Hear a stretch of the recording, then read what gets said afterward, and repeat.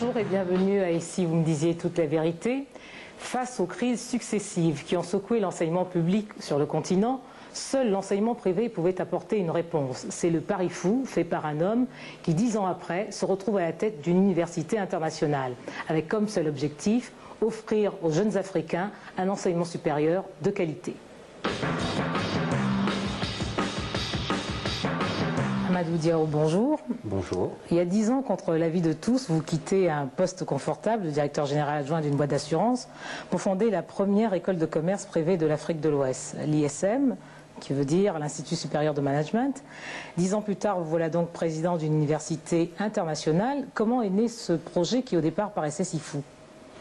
Il y a 10 ans, en 1992, effectivement, j'ai décidé de quitter une entreprise du secteur privé pour mettre en place donc ce qu'on appelle une business school, donc une école de commerce au Sénégal.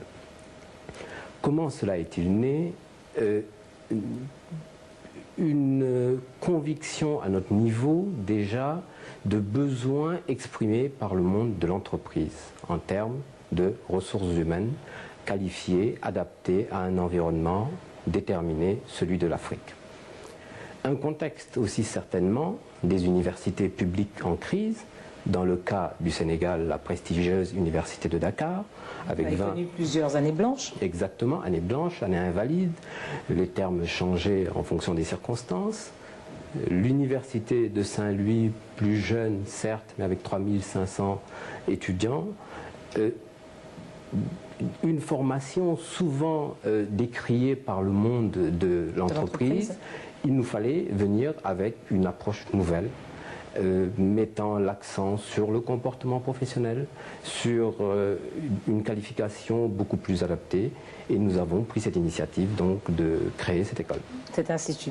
Alors quel rapport entre justement l'assurance et le monde de l'enseignement ? Il faut que je précise quand même, l'assurance c'était une chose. Auparavant, il y a eu des années passées au niveau du patronat en tant que secrétaire exécutif. Je crois que les années passées au niveau du patronat ont certainement été beaucoup plus déterminantes que cette année passée dans une entreprise du secteur privé, dans le secteur de l'assurance, qui m'aura permis de mieux connaître l'entreprise sénégalaise. Mais sinon, je pense que les années passées au sein du patronat, en relation avec plusieurs centaines de dirigeants d'entreprise, ont été les plus déterminantes. Oui, ça ne vous rapproche pas pour autant du monde de l'enseignement? Pas du tout, je n'étais pas éducateur, je n'étais pas formateur. Mais d'abord, il y a une chose, une conviction, un besoin, une conviction. Je pense que éduquer, c'est manifester une sorte de cri d'amour pour la jeunesse. Dans ce cas précis, la jeunesse africaine, une jeunesse qu'il fallait accompagner, conduire, mener vers cette vie active, vers la vie active, vers la société en tant que telle. Je pense que ça a été un élément déterminant. L'appartenance au secteur privé, un secteur privé que je maîtrisais, un autre élément. Je vous l'ai dit, un contexte. Et il a fallu plonger, j'ai accepté de plonger en privé, en entrepreneur privé. Accompagné par quelques amis qui ont cru en ce projet? Exactement, accompagné en quelques amis, des camarades de promotion, quelques membres du patronat, et qui ont accepté de prendre en charge la formation d'élèves diplômés de l'université de Dakar, titulaires d'un premier diplôme universitaire, et ils ont accepté de jouer le jeu, c'est le terme. 7-8 personnes qui ont accepté de jouer le jeu. Mais jusqu'à une époque très récente, l'enseignement, et de surcroît l'enseignement supérieur, était un monopole d'État. Comment a été accueillie cette entreprise, cette initiative privée? Vous l'avez dit, monopole d'État, 2 universités, j'ai parlé de celle de Dakar et celle de Saint-Louis, un vide juridique, il n'y avait pas de texte réglementant l'enseignement supérieur, je précise toujours qu'il n'y en avait pas qui l'interdisait aussi. Donc nous sommes arrivés sur ce marché. En entreprise, comme toute entreprise, il a fallu nous affirmer. D'autres entreprises, d'autres écoles sont nées, donc d'autres entreprises privées, d'autres écoles sont nées, et à partir de ce pôle d'école, l'État a légiféré ensuite. L'État a légiféré à ce moment-là. À ce moment-là, vu des actions, en tenant compte d'actions déterminantes menées par ce pôle d'établissement d'enseignement supérieur privé au Sénégal. Et les rapports avec l'État aujourd'hui, notamment avec le ministère de l'Enseignement supérieur, je suppose? Des relations aujourd'hui excellentes. D'abord, les établissements privés d'enseignement supérieur ont permis, je pense, à l'État d'atteindre un certain nombre d'objectifs. Lesquels, par exemple? Par exemple, il était prévu une réduction des effectifs de l'université de Dakar, qui était de l'ordre de 25 000 en 1992. Lorsque les autorités ont noté la disparition de 5 000 bacheliers qui n'ont retrouvé ni dans le fichier de l'université de Dakar, ni dans celui de l'université de Saint-Louis, ils se sont rendus compte qu'ils étaient passés dans le privé. Donc un élément positif.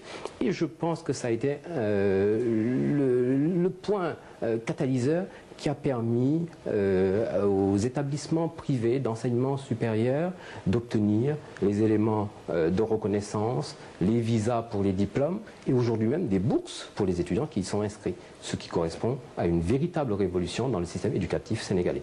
Alors, les partenariats que vous avez avec notamment l'université française et l'université anglaise, je pense notamment à l'université de Kent, c'est ça si je ne m'abuse? On travaille avec l'université de Kent, l'université de Newcastle aujourd'hui, et puis les universités américaines. Alors, sont bien la preuve que l'enseignement de l'ISM est un enseignement de qualité. Alors, si comme je me le suis laissé dire, le corps professoral est à 98% un corps professoral local, qu'est-ce qui explique aujourd'hui cette différence entre l'enseignement public et l'enseignement privé? Puisque, en fait, vous partez du même corps professoral. Alors, dans notre corps professoral, il y a certes des professeurs d'université, titulaires de doctorat, mais il y a aussi, élément déterminant, des professionnels. Les professions libérales, les experts comptables, les avocats, les notaires occupent une place déterminante dans notre corps professoral. Les praticiens, dirigeants d'entreprise, occupent une place déterminante dans notre corps professoral, même si ce n'est que sous forme de séminaires ponctuels sur une semaine, mais c'est un élément déterminant. La différence, donc, la première différence serait là, ouverture de notre corps professoral à des praticiens. La deuxième différence, c'est l'approche. Nous mettons à la disposition de nos étudiants des outils, les outils véritables dont on a besoin en entreprise. L'on peut être diplômé aujourd'hui d'une université publique sans avoir jamais utilisé un fax, sans avoir jamais rédigé un chèque, etc., etc. Donc,